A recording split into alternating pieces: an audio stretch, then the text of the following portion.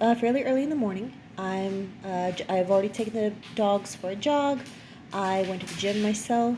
I came back. I need to take a shower now, get ready for the day, go to work. I have a full-time job, just like I'm sure you do. And I also need to do my basic daily maintenance house cleaning, make the bed, sweep and mop the floors, vacuum, tidy the bathrooms. Um, I still want to eat well. I like to cook at home because not only can I control how the food tastes, and I really hate being disappointed by paying for food outside and being disappointed by either the service or the taste of something. But also, I want to control the calories. I want to control the salt and the sugar, and I'm always amazed to hear people, American people who are very quite large, and they say, "Well, I'm off rice. I don't eat rice anymore because they're now on this diet." I'm just thinking, wow, rice isn't what made you morbidly obese. You can eat rice. It's just, you don't want. It's mostly it was the outside food that got them, and it was the giant quantities of it as well. So if they would eat a meal like this every day, 100% they would lose weight. It's not just the ingredients, but it's the quantities of those ingredients. Not to mention, this is also something that is incredibly easy. I'm going to throw it together as I'm getting ready for my day. It doesn't need babysitting in the kitchen. I can walk away from this as I'm making it a little bit. So in between, I'm going to be taking a shower, or making the bed, or doing different things. So let's get started. I'm going to make a salmon salad. It's kind of like a Cobb salad.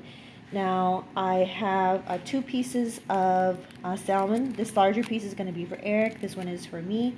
Yes, this is the size of a portion.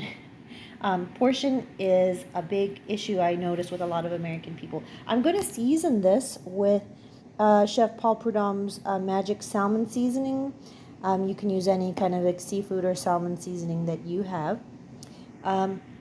The other part to my salad is I'm going to use this spring mix.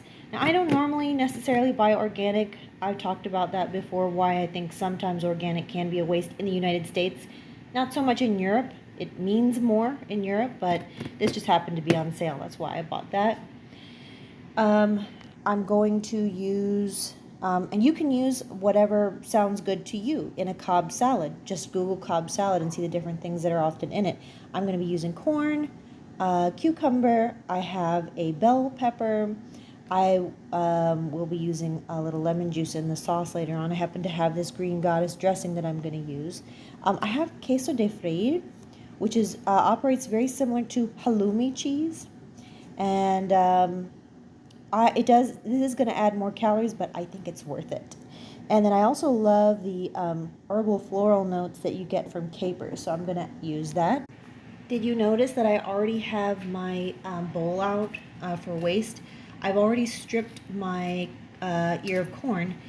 Don't ever strip your ear of corn at the grocery store. I noticed that a lot of people do that, and they've created like giant trash cans near the corn for people to husk the corn there at the grocery store, unless you plan to use it same day. The husk actually will help keep your corn fresh longer. So it's like a natural protective barrier. So don't remove it until you're really ready to use it. I'm also going to make some rice. So for my rice, I have 1 cup of rice. This is basmati rice. And I have 1.5 cups of water. This is the general ratio. 1 cup of rice, basmati rice, for every 1.5 cups of water. Now the ratios do change as you're making larger quantities, but something tells me you probably aren't going to be making any, throwing any giant parties anytime soon. So that's not probably going to be an issue for you. If you're only making 1 or 2 cups of rice, just remember for each cup of rice, 1.5 cups of water. I'm also going to be using some ginger garlic paste. I'm going to be using 3 tablespoons of butter. And of course, butter has these very handy tablespoon markers. So I'm going to be using that much of butter. And then I also have some seasonings in here. I have 1/2 teaspoon of salt. You can use up to 1 teaspoon of salt per every cup of rice. I recommend try to use closer to half of a teaspoon to 3/4 of a teaspoon, and not a full teaspoon of salt per every cup of rice. I also have a teaspoon of brown sugar. I have half a teaspoon of granulated garlic. I do feel like granulated garlic kind of gives a different flavor than the fresh garlic that we're about to use. I have about 1/2 to 3/4 of a teaspoon of onion powder. I have half of a teaspoon of red chili flakes, half a teaspoon of red Kashmiri chili powder. You could also just use regular chili powder, which is spicier, or half a teaspoon of maybe like cayenne powder. And I also have about a teaspoon of turmeric powder here. If you didn't have any of these, yes, you could just use the butter and the salt. Let's get started. I have pretty much all three of these burners are on medium heat. I put the lightest spray, the very lightest spray, as you can see, of vegetable oil here in my pan, and I've dropped both of my salmon fillets. Here I have my corn that is in water ready to boil, and here I have my pot for my rice. Okay, I have my 3 tablespoons of butter that I'm going to put here in my pan. I think I actually turned my heat down a little bit more, closer to medium, low medium, because butter can burn really easily, as can the garlic ginger paste that I'm about to put in. Garlic can burn really easily.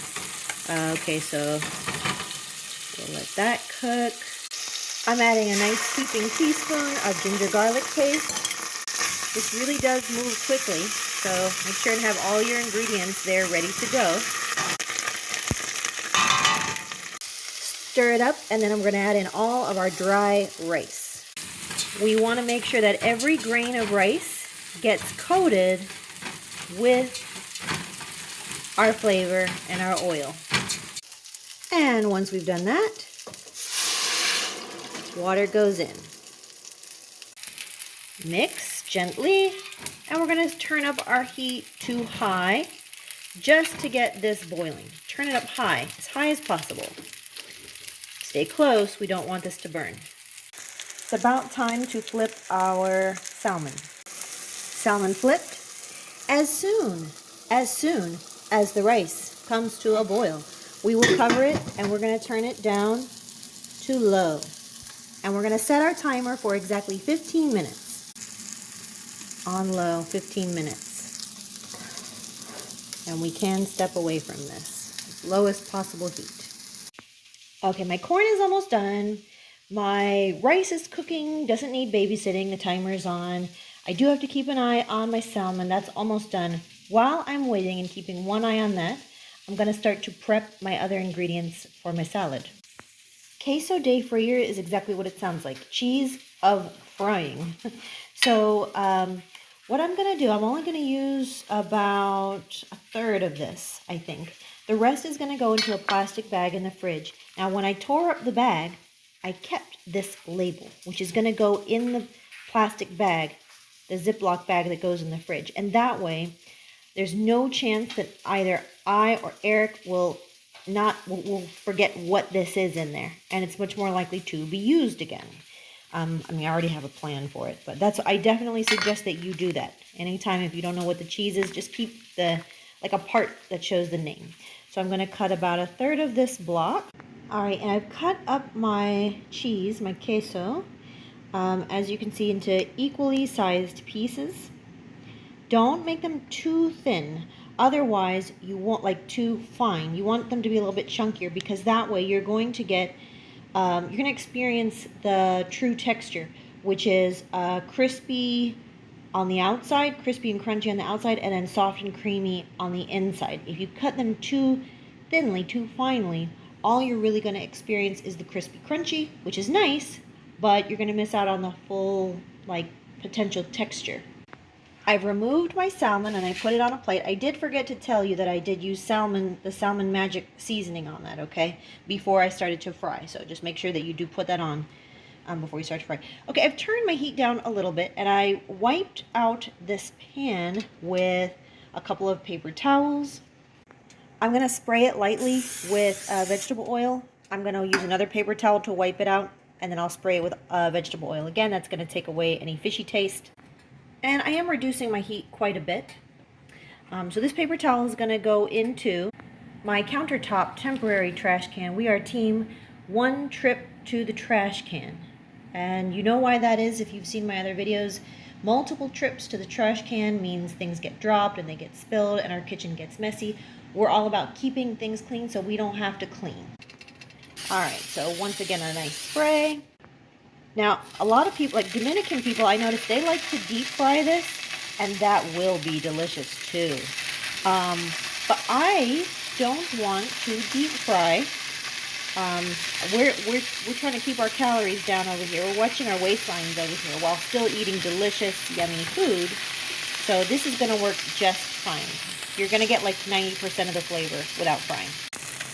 Okay, I saw America's Test Kitchen fry halloumi cheese, and which is basically the same as queso de freír, and they burned it, and I don't know. I didn't like the way that they cooked it as much as I do love America's Test Kitchen. But as you can see, the color here, it's not black. We want it like a goldeny brown. And so you can decide how much golden you want. I think a lot of people with queso de freír, they like the same level of goldenness that they like on their toast. So if you're someone who likes toast out of the toaster that is just barely golden, you'll probably like the same level of toastiness and cheese. I do like a little bit more goldeny brown cheese here. So we're going for a little bit more color. It's going to make it crispier too. Great texture. Okay, and because we didn't deep fry this, we don't even have to let it cool on paper towels. It's not oily at all. I mean, considering it's cheese, it's not oily, it's not greasy. So we just let it cool on a paper plate. That's fine. All right, heat off on this pan. As you see, our rice has exactly 1 more minute to go. We're going to take our corn off the heat. Turn the heat off on our rice and remove the lid. Our rice is cooked perfectly. Let's start prepping our toppings for our salad. So I'm just going to cut up my cucumber into cubes.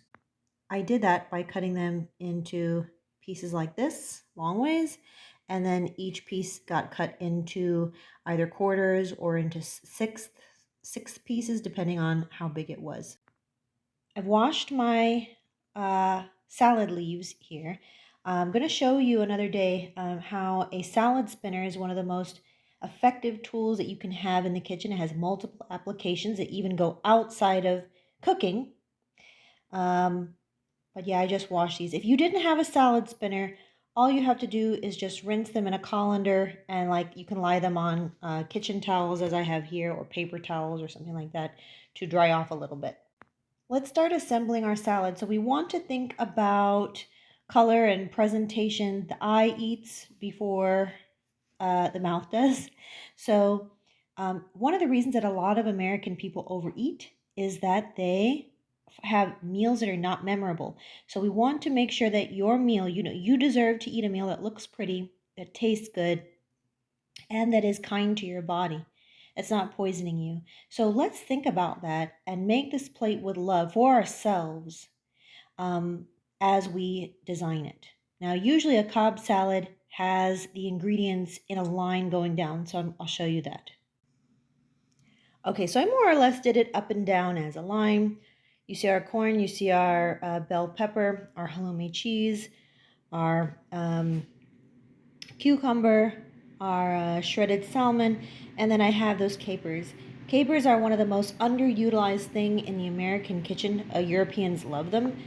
An entire jar of them is like $1.50 at the Walmart in my area, but they just add such a special, unique flavor.